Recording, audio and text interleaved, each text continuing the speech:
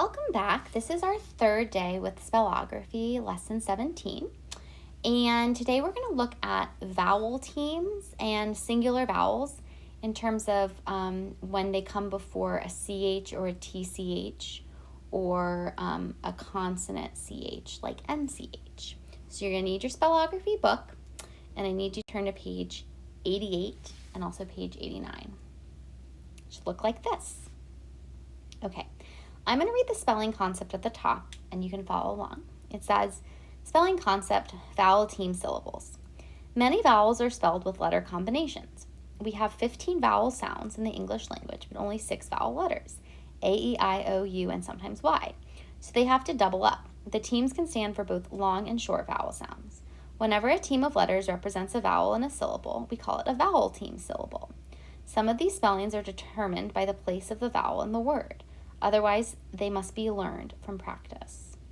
Okay, so basically what that means is that some words just have one syllable, like inch, but others have more than one, like beach has E and A.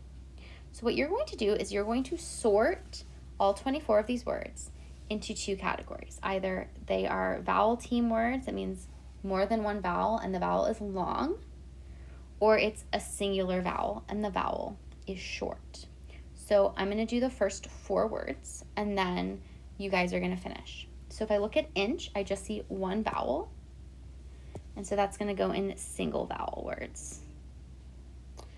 When I go to beach, I see a vowel team, and I hear E, so I know that that's going to be in my vowel team word. Ditch, I just see one. Flee, I see 2. I see E and A, and it makes a long E. You're going to go ahead and finish to let you know that about how many are in each. 1, 2, 3, 4, 5, 6, 7, 8, 9. In this one, there are 9 in the single vowel words. In the vowel team, there are 15 again. Okay, and I also want you to try exercise 3B down here. It says, in which column are the TCH and consonant CH words? So words that have TCH, and then the consonant CH means like NCH or LCH. L, that's the consonant, plus CH. And then in which column are the plain CH words that do not have a consonant before them? Okay, so you're going to finish page 89 with the help of page 88. And then with that, you're going to do page 90, which is just put these 8 words in alphabetical order. I will post the answers to these tomorrow. Good luck.